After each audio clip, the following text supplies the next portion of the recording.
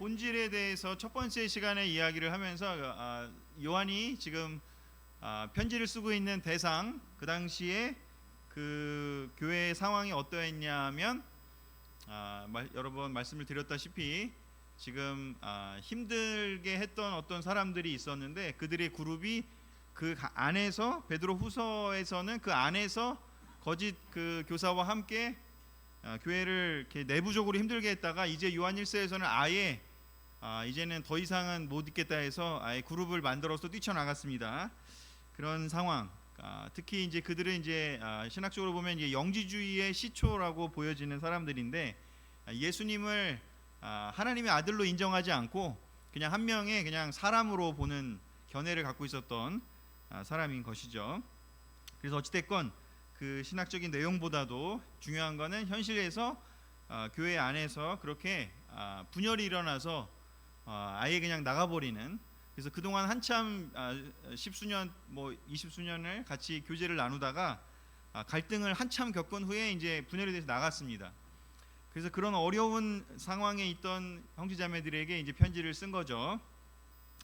그래서 그때 제가 첫 번째 시간에 얘기 드린 것은 바로 요한이 얘기하고 싶은 거는 에클레시아로서의 교회, 즉 우리가 이렇게 모이는 이런 모임, 사람들의 모임의 교회로서 에클레시아의 교회로서 존재했지만 그 안에 이렇게 분열이 일어나고 실질적인 그 에클레시아가 이제 어려움을 겪는 상황에서 교회란 진정한 교회란 무엇일까를 얘기할 때 에클레시아에 초점을 두는 것이 아니라 이런 사람들의 모임이라는 측면에서 초점을 두는 것이 아니라 하나님과의 교제, 그리고 진정한 눈에 보이진 않지만 우리의 진정한 교제, 뭐 영어로 하면 펠로우십이 될 수 있고 그리스 말로 하면 이제 코이노니아라고 할 수 있는데 이제 그 부분에 대해서 에클레시아는 조금 지금 힘들 수도 있지만 우리의 본질인 코이노니아가 흔들리지 않게 하기 위해서 사도 요한이 이 요한 1서를 썼다라고 말씀을 드렸습니다.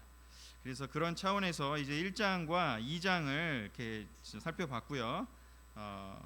2장에서는 그래서 그 코이노니아 안에 지속적으로 거하는 것이 중요하다, 머무는 것이 중요하다, 그런 이야기를 나눴었고, 이제 3장, 오늘 3장 같이 볼 텐데요. 3장의 주제는 코이노니아의 시작에 대해서 이제 3장 도입부부터 시작을 하면서 그 도입, 코이노니아, 하나님과의 교제, 예수님과의 교제, 또 우리가 교회로서 존재한다는 그 본질이 무엇인가, 그냥 사람들의 모임으로서의 에클레시아에만 포커스하면 우리는 그런 현실적인 문제가 부딪힐 때마다 실망하고 낙심하고, 아니 뭐 교회가 이래, 교회도 뭐 문제가 많네, 여기 뭐 좋을 줄 알고 와봤더니 뭐 별 차이 없네, 뭐 그러고 이제 우리가 낙심할 수 있지만 사도 요한은 그래서 거기에 포커스하는 것이 아니라 교회라는 것은 진정으로 하나님 안에 거하는 것, 예수님과의 교제, 예수님과의 사귐, 그것이 기반이 돼서 이제 우리의 모든 관계가 시작이 돼야 한다라고 얘기를 하면서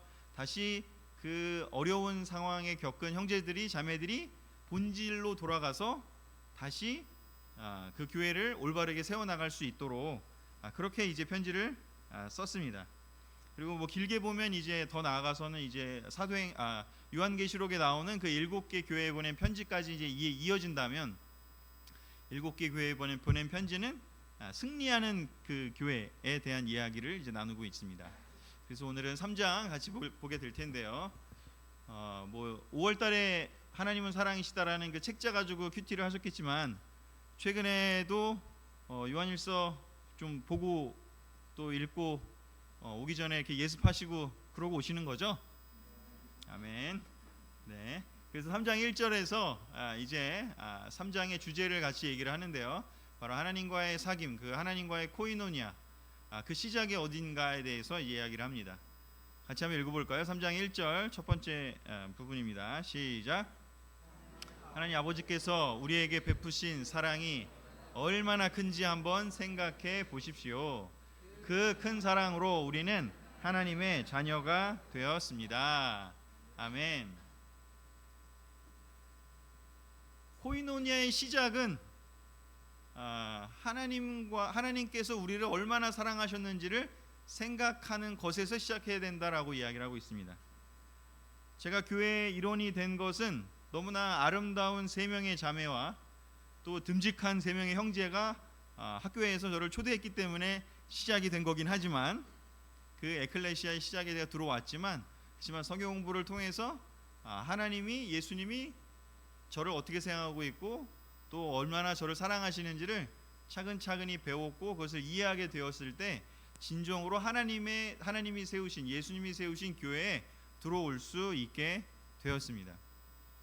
여러분들도 뭐 각자 어떻게 초대를 받아서 오셨는지는 뭐 각자의 스토리가 있으시겠지만 그 스토리가 어떻든지 간에 궁극적으로 눈에 보이진 않지만 우리 이 분당 그리스도교회, 뭐 한국 그리스도교회가 아니라 정말 예수님이 만들고 싶어했던 그 교회에 여러분이 들어오시게 된 것은 바로 하나님 아버지께서 여러분 각자에게 베푸신 그 사랑이 얼마나 큰지를 생각하게 될 때, 그리고 이해하게 되었을 때 그 사랑으로 인해서 우리가 하나님의 자녀가 된 것이죠. 그래서 바로 그 부분에 대해서 사도 요한은 상기시켜주고 있습니다. 지금 너희들끼리의 그 관계에서 힘든 시간을 겪었고 교회에 대해서 실망할 수 있고 어려움이 있을 수 있지만 사실은 그러한 눈에 보이는 모습들은 그렇게 왔다 갔다 할 수 있다. 왜냐? 아직은 예수님이 다시 오신 그 재림의 시기가 아니고 그리고 사탄이 여전히 활개치고 있는 세상이기 때문에 교회는 그 안에서 그런 영적인 전투를 치를 수밖에 없다. 하지만 우리는 흔들리지 않는 또 변함없는 바로 우리의 그 기초가 무엇인가? 바로 우리의 그 시작이 어딘가? 하나님이 우리를 얼마나 사랑하셨는지를 생각해야 된다라고 이야기를 하고 있습니다. 그래서 이 부분에 대해서 3장 1절에 이야기를 하면서 2절로 이렇게 넘어가지만 그 3장 16절에 어떻게 보면 이 부분을 다시 한번 언급을 하고 있는데요. 3장 16절 같이 한번 읽어보겠습니다. 시작. 예수님이 우리를 위해 스스로 목숨을 버리신 일로 우리는 사랑이 무엇인가를 알게 되었습니다. 그러므로 우리도 형제를 위해 목숨을 버리는 것이 마땅합니다. 하나님이 우리를 여러분을 얼마나 사랑하셨는지를 가장 이해할 수 있는 것이 바로 눈에 보이게 나타나신 바로 예수님이 우리를 위해서 스스로 목숨을 버리신 것이죠. 바로 예수님께서 우리가 그냥 우리 스스로 어떻게 살든지 간에 내버려 두고 사실은 마지막 날에 그냥 심판해 버리셨으면 됐어요. 그렇지 않아요? 그래서 믿음으로 산 사람은 그냥 구원하고 그냥 그 한 사람 한 사람이 사는 대로 심판하면 됐는데 그 마지막 날에 그 심판을 하시는 그 시점에 계셔야 될 분이 역사의 2000년 전에 그 시기로 들어오신 거죠. 역사를 뚫고 들어왔다는 표현을 많이 쓰는데 뚫고 들어오셔서 그 나중에 심판을 그냥 해버리면 되는데 그런 게 아니라 더 많은 사람들을 구원하기 위해서 더 많은 사람들을 한 명이라도 더 얻기 위해서 역사의 그 한 시점으로 뚫고 들어오셔서 즉 사람이 되셔서 오셔서 많은 것들을 가르쳐 주시고 그리고 심지어는 우리를 위해서 스스로 십자가에서 목숨을 버리시기까지 하시는 그 일로 바로 우리가 사랑이 무엇인가 정말 사실은 생각해 보시면 관계에 있어서는 이렇게 주고받는 게 있지 않습니까? 우리 옆에 계신 분들과 이렇게 주고받는 관계들이 있잖아요. 그래서 우리가 내가 어떤 관계가 유지되려면 뭔가 이렇게 주는 것과 받는 것이 뭔가 이렇게 좀 같이 가야 이 관계가 좀 길게 가죠. 나는 줬는데 저쪽이 안 줘요. 그러면 길게 갈 수 있나요? 잘 못 가죠.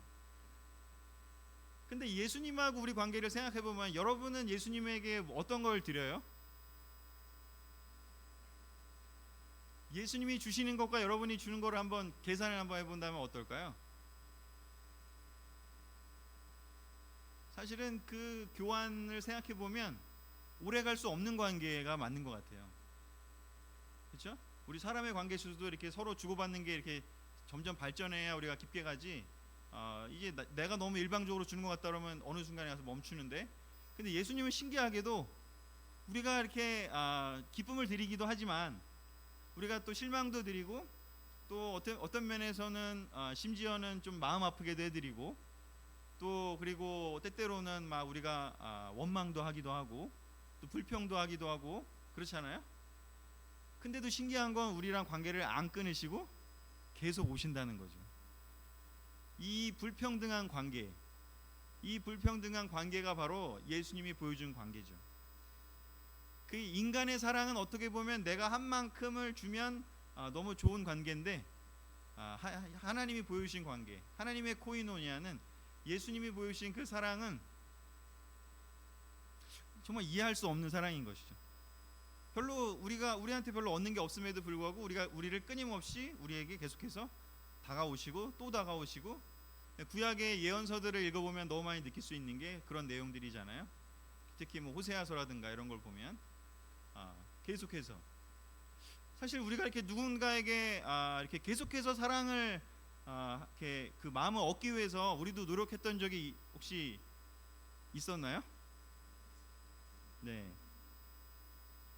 10번 찍어 안 넘어가는 여자 없겠다 해갖고 막 이렇게 쫓아다니기도 하고 마음을 얻기 위해서 많이 노력을 하기도 하고 그럴 수 있지만, 사실은 우리도 그렇게 하는 것이 해봤을 때 얼마나 힘든지 알지만, 근데 놀랍게도 예수님은 우리한테 그렇게 하시고 계신 것이죠. 사실 우리가 생각을 깊게 안 하면요, 이게 그냥 당연한 거예요. 그렇지 않습니까? 근데 예수님이 우리한테 끊임없이 다가오시는 거죠. 호세아서를 보거나 이렇게 사실 유대인 그 민족들에게 해주신 얘기지만 사실 우리한테, 모든 사람에게 똑같은 마음으로 하신 거죠. 내가 받은 사랑을 이해할 수만 있다면, 요한은 일단 그 전제를 지금 여기서 얘기하고 있습니다. 우리가 하나님한테 받은 거를 정말로 이해할 수만 있다면 교회의 그 본질은 다시 회복될 수 있고 다시 시작할 수 있다라고 얘기를 하는 거죠. 마태복음 18장에서 비유를 들어서 얘기를 하시죠. 그 왕 얘기가 나오고 신하 얘기 나오잖아요. 10,000달란트를 빚진 그 신하, 용서해 준 그 신하, 10,000달란트의 사랑을 준 거죠. 근데 나한테 100데나리온 어치의 그 빚을 진 사람에 대해서 우리는, 그 신하는 빨리 갚으라고 닥달을 하고, 어떤 면에서는 힘들게 하고 얘기를 하죠.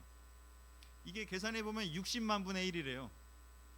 사실 뭐 정확하게 60만 분의 1이 중요한 건 아니지만, 사실은 비교할 수 없이 큰 사랑을, 용서를 받았기 때문에 이 100데나리온 우리한테 상처 주고 우리한테 힘들게 한 그 사람을 용서할 수 있어야 한다라는 얘기였는데, 그처럼 예수님이 이 비유를 든 것은 모든 사람들이 서로 갈등을 하고, 아니면 이렇게 준 만큼 더 받고 싶고, 또 더 받기 위해서 어떤 것들을 더 주고, 그런 어떤 그 평등의 관계를 깨트려서 어떻게 보면 더 다른 차원의 삶을 복수하는 것이야. 상처받았다면 또 복수하고 또 복수하고, 그런 관계가 아니라 그런 모든 고리들을 끊고 새롭게 모든 사람이 새로운 시작을 할 수 있도록 도와주신 게 바로 예수님인 것이죠.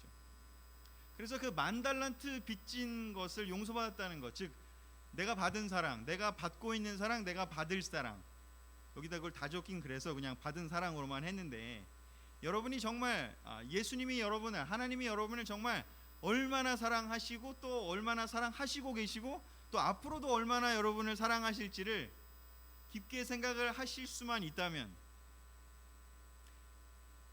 그것이 정말 10,000달란트라고 하는 그 어마어마한 사랑임을 알 수만 있다면, 조금 이 세상에 힘든 것들이 사실은 좀 이게 별거 아니라는 걸 이제 알게 될 거예요.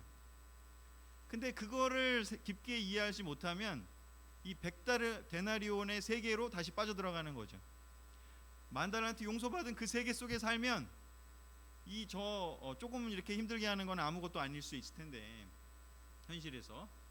근데 그럴 수 없다면 100데나리온의 나한테 빚진 사람에게 나는 계속해서 거기에만 포커스하는 거죠. 그 풀리지 않는 문제, 그 해결되지 않은 어떤 상처, 그런 것에 계속 포커스할 수밖에 없게 된다라는 거죠. 그래서 사도 요한은 우리가 어디에 포커스하기를 원하느냐? 아까 본 것처럼 3장 1절에서 하나님 아버지께서 우리에게 베푸신 그 사랑이 얼마나 큰지를 한번 생각해 보십시오 라고 얘기를 하고 있어요. 그 큰 사랑으로 우리는 하나님의 자녀가 되었다고요. 너희들의 그 관계 속에서 누가 너희들을 초대했고 누가 너희들에게 잘 대해줬고 밥도 사주고 성경도 가르쳐주고 또 뭔가 인생에서 많은 것들을 뭘 도와줘가지고 여러분이 하나님의 자녀가 됐고 교회 멤버가 된 게 아니라, 그것이 본질이 아니라 하나님이 여러분을 얼마나 사랑하는지를 한번 생각해 보라고 얘기하고 있어요. 그 큰 사랑으로 우리가 하나님의 자녀가 된 거지, 옆에 있는 형제자매들의 어떤 우리에게 서로 주고받을 수 있는 그 에클레시아에서 얻을 수 있는 그 기쁨, 그 만족, 그 효용 때문에 우리가 교회의 일원이 된 것이 아니다. 하나님의 나라에 속하게 된 것이 아니라 바로 우리는 하나님과의 코이노니아, 하나님의 사랑, 하나님께 받은 그 10,000달란트 때문에 우리가 이 하나님 나라의 기쁨으로 들어왔다는 것입니다. 구약의 성경은 이렇게 눈에는 눈, 뭐 이에는 이, 뭐 그런 원칙이 되게 많잖아요. 근데 신약의 예수님은 오른뺨을 대리면 왼뺨을 대라 그러고, 겉옷을 달라고 하면 속옷도 주라고 하고, 그래서 많은 성경을 비판하는 그 많은 사람들이 하는 얘기 중에 하나가 구약의 하나님과 신약의 하나님이 다르다. 성경은 뭔가 새로 만들어진 것이다. 뭐 별별 비판들이 많이 있는 그 근거 중에 하나입니다. 그런데 신약에서 예수님이 그런 어떤 기준을 높이셨잖아요. 사실은 그 많은 기준을 높이신 것은 사실은 무엇이냐면, 예수님이 먼저 우리를 사랑해 주셨고 우리를 먼저 우리에게 그것을 주셨기 때문에 그것을 받은 사람들은 그렇게 할 수 있을 것이다라고 얘기를 한 거죠. 그거를 받은 거를 이해하지 못한 사람한테 그렇게 안 하면 너는 천국에 못 들어와 라는 그런 엄격한 기준으로 제시한 것이 아니라는 것입니다. 그래서 받은 사람들은 그렇게 산상수훈에서 얘기한 것처럼, 그리고 아까 읽은 것처럼 사실은 우리도 형제를 위해 목숨을 버리는 것이 마땅합니다. 야, 너 제자니까 우리 형제를 위해서 목숨을 버리는 게 마땅하다고 써 있잖아. 이렇게 안 하면 너 안 되는 거 아니야? 이렇게 얘기하기에 앞서서, 그러므로 바로 앞에 있는 것이 전제가 되어 있다는 것이죠. 이런 기준을 우리가 각 사람이 정말로 자기의 확신으로 받아들이고, 뭐 지난주에 얘기한 것처럼 예수님을 닮는 것을 목표로 하고 살려면 전제가 되어야 되는 게 무엇이냐? 예수님이 어떻게 한 사람 한 사람을 사랑하시고 그들의 필요를 채워주시고, 또 심지어는 억울하시더라도 그들을 위해서 많은 것들을 행하시고, 심지어 잡혀가시고 불의한 그 사람들조차도 위해서 기도해 주시고, 그 희생 제물로 거기서 돌아가시면서 우리가 용서받을 수 있는 그 길을 열어주셨다는 거죠. 이게 당연한 것 같지만 사실은 깊게 생각하지 않으면 절대로 우리의 영혼의 차원에서까지 이렇게 끌어올려지지 않는 그런 하나님의 나라의 비밀이자 신비라고 생각이 듭니다.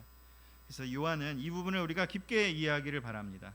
교회가 다시 회복되는 과정 속에 뭐 이 요한일서와 비슷한 차원의 그런 어떤 갈등과 분열이 있는 건 아니지만, 그런 신학적 이유로 우리가 지금 어려움을 겪는 건 아니지만, 우리 교회도 어떤 면에서 지금 이 요한일서가 쓰여지던 시대에 그런 거를 겪고 있다면, 그럼 우리가 그 모든 것들을 다시 새롭게 교회를 만들어 가야 되는 그 상황에서 바로 사도 요한이 얘기했던 이 가르침을 우리는 다시 깊게 새겨야 되지 않나라는 생각이 듭니다.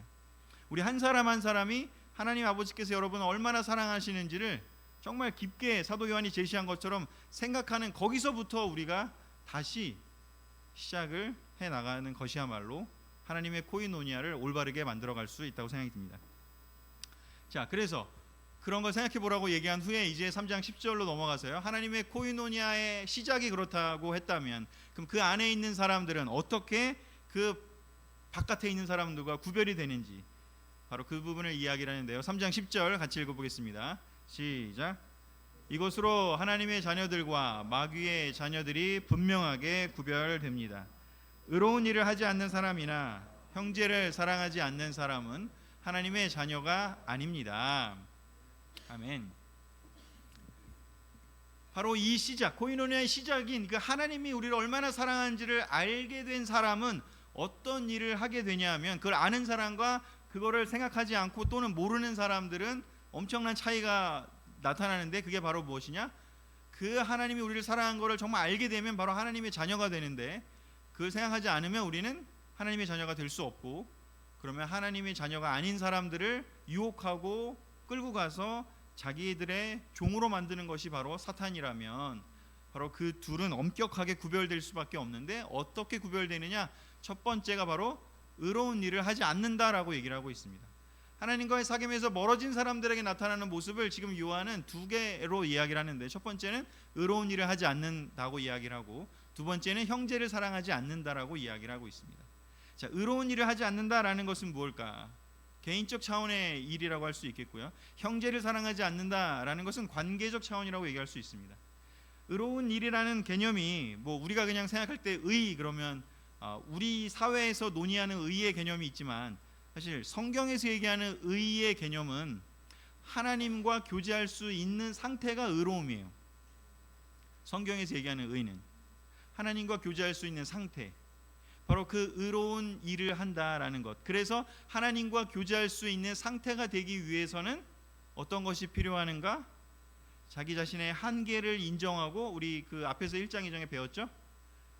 하나님, 우리의 한계를 인정하고, 우리의 부족함을 인정하고, 우리의 죄성을, 죄지음을 인정하고, 죄를 고백할 수 있고, 드러낼 수 있고, 오픈할 수 있고, 빛 가운데에 내놓을 수 있다라는 것이 바로 의로운 것이죠.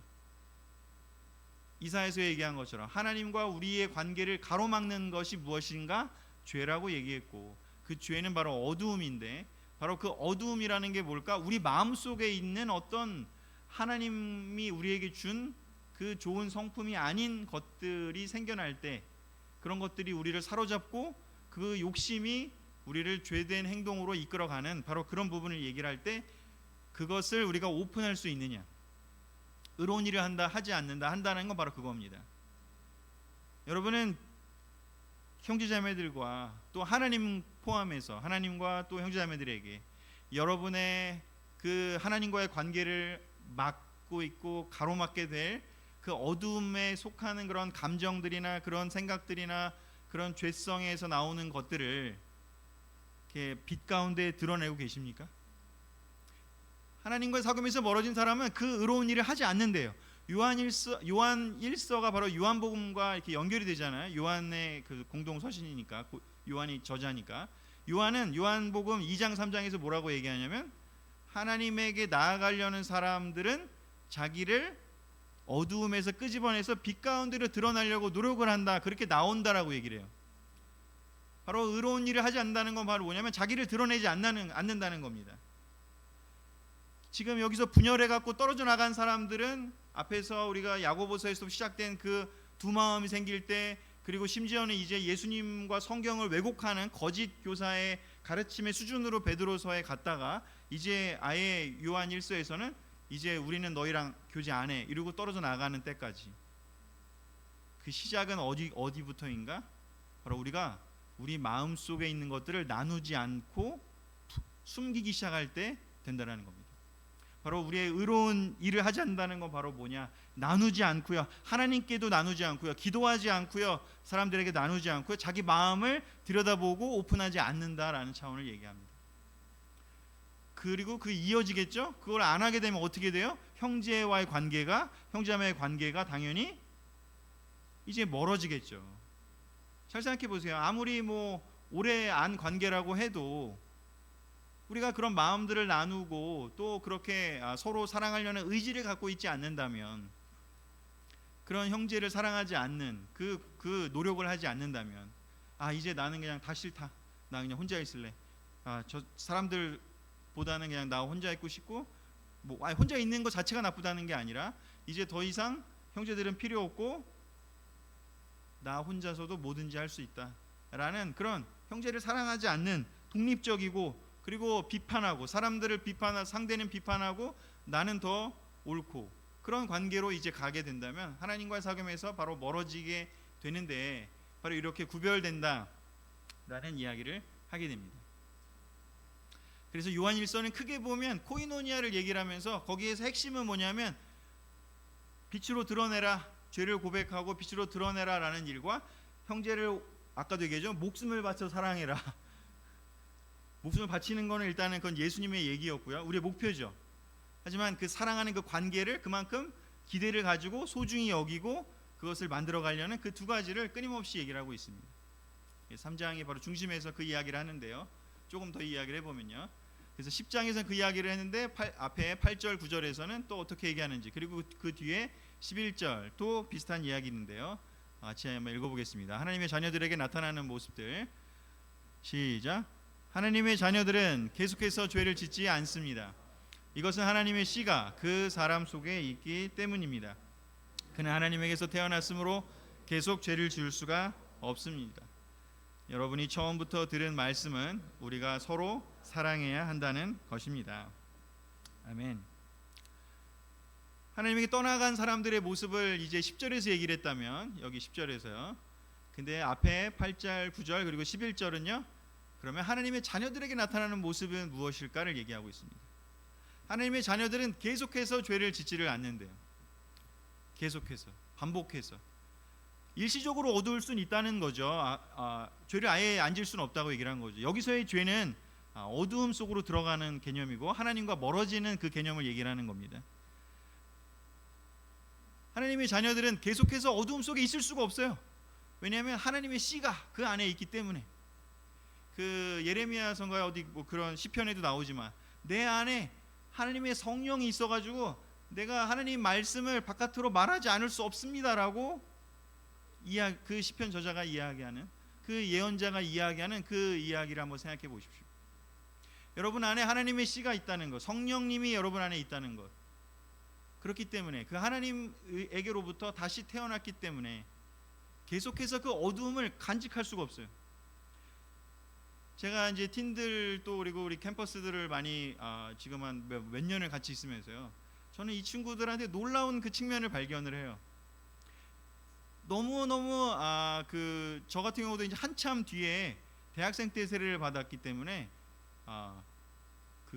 좀 저 친구들하고 좀 다르다고 생각드는 게, 이 어릴 때 정말 순수할 때 그 깨끗한 마음일 때 하나님을 알고 세례를 받고 이 삶을 시작한 친구들은요, 진짜로 마음에 조금이라도 걸리는 게 그 남아 있잖아요. 얘기를 안 하고 못 박여요. 정말 그 시편에 나온 것처럼, 그 예레미야에 나오는 것처럼. 관계에서 뭔가 힘든 게 있으면 정말 그 친구들은 너무 놀랍게도 계속해서 얘기를 해요. 끊임없이 대화를 나누고 또 시간 보내고, 또 어른들은 그냥 어른들하고 시간을 넘어갈 수 있는데, 예를 들면 뭔가 제가 얘기하다가 뭔가 제가 좀 불편하게 했어요. 그럼 반드시 얘기하고 넘어갑니다. 자기 마음에 불편한 게 남아있다고. 처음에는 저도 잠깐 적응이 안 됐는데 팀들하고 오래 있다 보니까 이게 너무 좋다라는 생각이 너무 들어요. 자기의 마음에 불편한 게 있을 때 그들은 계속 얘기를 해요. 그리고 클리어해질 때까지.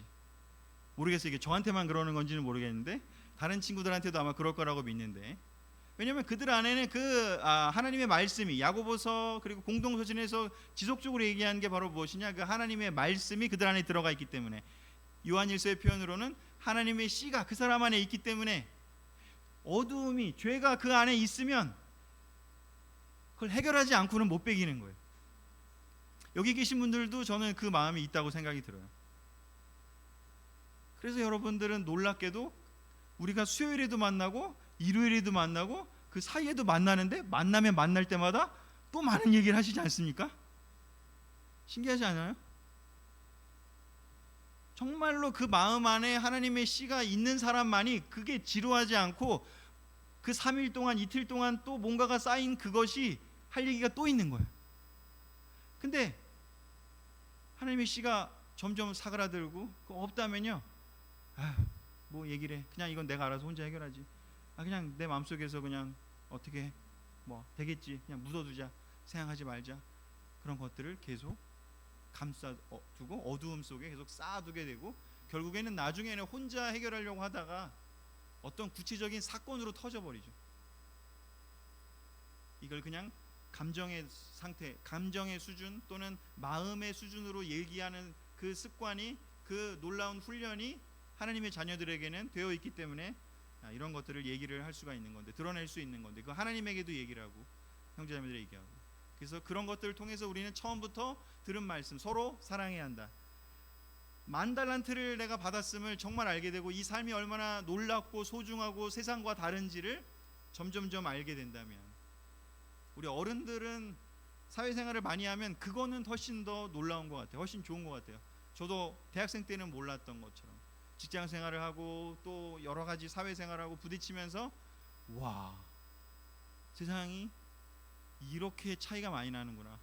하나님 나라와 이렇게 차이가 많이 나는구나. 이렇게 엄청난 죄의 기준도 다르고 서로 얘기하는 이 완전 포인트가 다르잖아요. 정말 세상에서는 제 회사 다닐 때 너무 당연하게 세상에서 그냥 음담패설하고 뭐 출장지 가서 그냥 뭐 성적인 그런 타락의 장소로 그냥 들어가고 그냥 당연한, 세상에는 그러고 당연하고 아무렇지도 않은 듯이 다시 또 회사 가서 일하고 그냥 그 목표만 달성하면 되니까. 근데도 아무도 문제의식도 없고 뭐가 회사에서 뭔가 문제가 생겨도 그냥 다 조용히 쉬쉬 넘어가고, 이렇게 차원이 다른 그 삶을 생각해 본다면 우리가 정말 10,000달란트의 그 놀라운 값어치를 갖고 이 삶을 살고 있다는 것을 우리가 정말 깊게 생각할 필요가 있다고 생각이 듭니다. 그것이 감사함이 있다면 우리가 이 옆에 있는 나와 똑같이 이 험한 세상에서, 사탄이 지배하고 있는 이 세상에서 옆에 있는 한 명 한 명이 그 동일한 그 영적인 싸움을 싸우고 있다는 것이 얼마나 값어치 있고 소중한지. 특히 결혼부 형제자매 여러분, 정말 집에 와가지고 와이프와 집에 와서 남편과 영적인 것에 대한 주제로 대화를 할 수 있다는 거예요. 우리의 마음에 대한, 감정에 대한 대화를 할 수 있다는 것이요. 얼마나 큰 특권인가요? 다른 사람하고 안 살아봐서 모르겠는데요. 물론 그러실 수 있습니다. 하지만 진짜 얼마나 이것이 위대하고 놀라운 특권인지를 우리가 생각하고 살펴볼 필요가 있습니다. 하나님의 생명의 씨앗이 있는 사람들이라는 그 주제가 바로 요한일서 3장에 나오는데요. 바로 그 생명의 씨앗이 있는 사람들은요, 우리가 어떤 일이 벌어지는지 계속해서 죄를 질 수 없다고 얘기했죠. 바로 그렇게 이 두 가지의 그 위의 칸과 위의 줄과 아래 줄이 있는데요. 자, 우리가 제자 훈련을 통해서 예수님처럼 되는 길로 가는 것을 우리가 많이 가르쳤습니다. 그런데요, 사실은 성경이 얘기하는 거는, 또 사도 요한도 얘기하고 성경이 얘기하는 거는요, 사실은 이것이 거꾸로입니다. 예수님처럼 되는 것을요, 약속을 이미 받았어요. 우리가 뭐 지난 시간에도 얘기했지만 우리가 예수님처럼 살겠다라는 것은 우리의 살아야 합니다라고 요한이 얘기를 하지만, 그것은 뭐냐면 예수님이 우리를 그렇게 만들겠다는 뜻입니다. 우리한테 필요한 건 무엇이냐? 그 만들겠다는 것을 기쁜 마음으로 그 약속을 받아들이는 게 우리가 할 일이에요. 우리의 힘으로는 예수님처럼 될 수가 있을까요? 없을까요? 없어요. 그래서 성경이 놀라운 것은 바로 성경은 우리의 힘으로가 아니라 예수님이 그렇게 우리들을 만들겠다고 하신 거예요. 마가복음 1장에서 제자들을 부르실 때, 베드로를 부를 때 뭐라고 얘기하셨죠? 내가 너희를 사람 낚는 어부가 되게 하겠다. 주어가 누구냐면 내가예요. 내가. 예수님이 그렇게 만들겠다는 겁니다. 여러분이 어떤 모습으로 있든지 간에 여기 그 3장 2절에 보면, 제가 뒤에 적어왔는지 적어왔네요.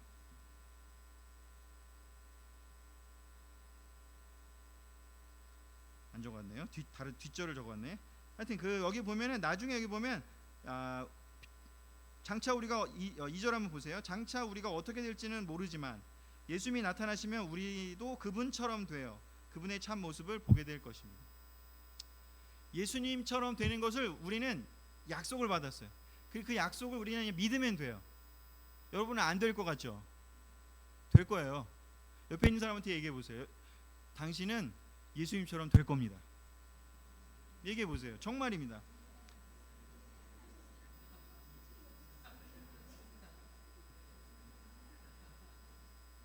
예수님이 약속했고요. 성경의 사도들이 계속해서 우리한테 약속하는 겁니다. 예수님이 다시 재림하실 그때 이 세상에서는 안 될지도 모르지만 어찌됐건 하나님이 예수님을 부활하신 것처럼 다음 세계에 가서라도 반드시 만드실 거라고 약속하셨어요.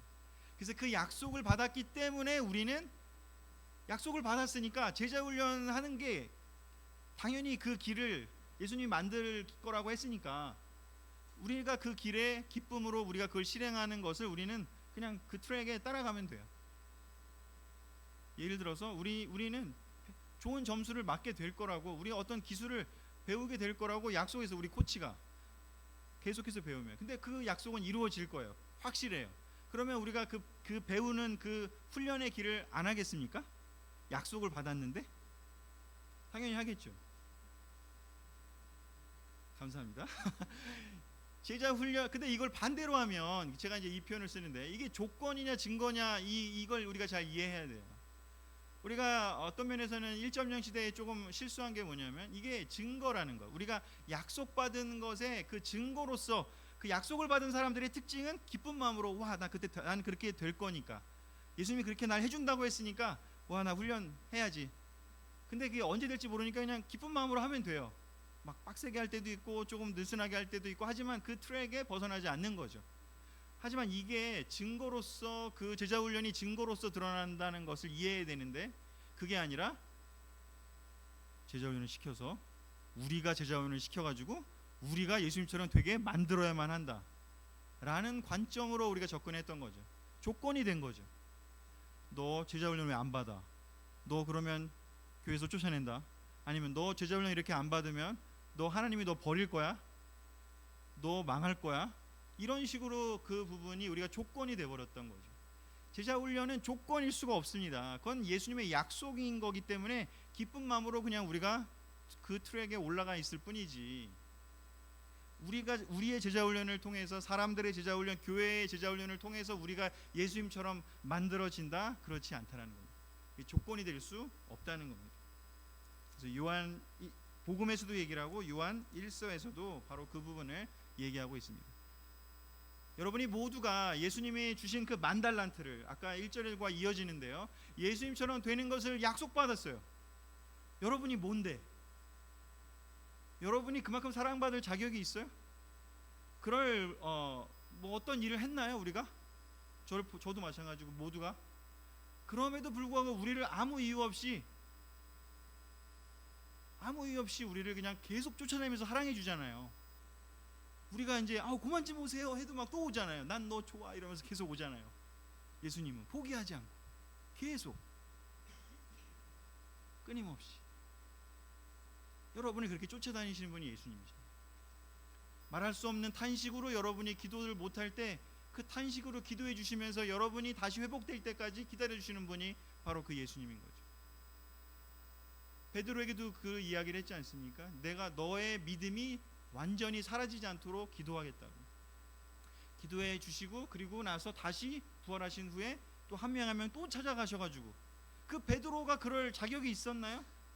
우리는 뭐 베드로도 놀랍다고 생각하고, 뭐 위대하다고, 요한도 그렇고 바울도 그렇고 놀라운 사람으로 우리가 성경의 인물들을 얘기하고 배우려고 하지만, 사실 잘 생각해 보면 그들이 예수님한테 그 사랑을 받을 자격이 있나요?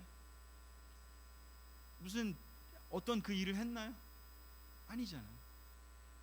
근데 그럼에도 불구하고 예수님이 그들을 다시 가서 다시 회복될 수 있도록 또 얘기해주고, 밤새 얘기해주고, 또 물고기도 잡아주고, 또 옛날에 있었던 그 일 기억하게 또 한번 알려주고, 또 3번이나 또 사랑하냐고 물어보고, 또 믿음이 그래도 없는 도마에게는 그럼 만져보라고까지 얘기를 하시고, 할 수 있는 걸 다 해보라고, 내가 다 너의 마음이 풀릴 때까지 내가 무슨 일이든 하겠다. 그게 바로 예수님이 보여준 겁니다. 그리고 네가 죄를 진 거는 내가 다 이미 변호사로서 다 종지부를 찍었다. 걱정하지 말라고. 네가 이걸 할 수 없다고 해서, 네가 자신이 없다고 해서 절대 포기하지 말라고. 내가 이미 다 해결했다고. 너의 그 문제들은 좀 안 되더라도 너무 좌절하지 말라고. 걱정하지 마. 그것 때문에 하나님이 너를 버리거나 그것 때문에 네가 나락으로 떨어지는 일은 없을 거라고 얘기하신 겁니다. 하나님의 사는 사람들은 바로 그 10,000달란트 받은 하나님이 얼마나 한 사람 한 사람을 사랑하는지를 정말 이해하기 때문에, 그 이해하는 것이 바로 무엇으로, 그걸 정말로 제대로 여러분이 성경부할 때 아니면 뭐 그 이후에라도 클릭이 되셨다면 하나님의 씨가 여러분에게 심기는 겁니다. 세례 받을 때 성령이 들어온다는 게 바로 뭐냐? 그 하나님의 씨가 심기는 건데, 그 씨는 무엇이냐? 하나님이 여러분을 얼마나 사랑하는지를 아는 그게 씨입니다. 근데 그 씨가 사라지면 자라날 게 아무것도 없는 거죠. 인간의 노력밖에는 남지 않을 거고요. 종교적인 계율만 남을 거고요. 해야 되는 많은 규칙들만 남으니 이 삶이 얼마나 괴롭겠습니까? 씨는 없고 그냥 내 몸만 남아 있는데, 성령은 없고 그냥 해야 되는 것들만 남아 있는데 이 삶이 얼마나 힘들고 괴로운 삶이 되겠습니까? 바로 그 요한에서 나온 그 떠나간 사람들이 바로 그런 사람들이었어요. 자기들의 힘으로 뭔가 영적일 수 있다고 생각했던 사람들이에요. 예수님의 능력이 필요 없다. 내 힘으로, 그 그노시시즘이라는 게 바로 뭐냐면 영적인 깨달음이거든요. 그러니까 자기의 수련으로, 자기의 깨달음으로 그 일을 할 수 있다라고 생각한 사람들입니다. 그 사람들은 그래서 나가버렸어요. 왜냐하면 여기는 요한은, 제자들은 계속해서 하나님의 사랑을 얘기하고 뭔가 서로를 사랑하는 거 얘기를 하는데, 그 떠난 사람들은 그런 거 필요 없고 나는 내 힘으로 깨달을 수 있어, 내 힘으로 하나님의 능력을 나는 받을 수 있어, 그런 식으로 살았던 사람들이었거든요. 자, 정리하도록 하겠습니다. 하나님 안에 사는 사람들의 삶은 그래서 그 씨가 있기 때문에 어떻게 하느냐? 3장 23절 24절 읽겠습니다. 시작. 우리가 하나님의 아들 예수 그리스도의 이름을 믿고 그리스도께서 명령하신 대로 서로 사랑하는 것이 바로 하나님의 계명을 지키는 것입니다. 하나님의 계명을 지키는 사람은 하나님 안에서 살고 하나님께서도 그 사람 안에 계십니다. 그러므로 우리는 하나님이 우리에게 주신 성령을 통해 그분이 우리 안에 계신다는 것을 알게 됩니다. 아멘.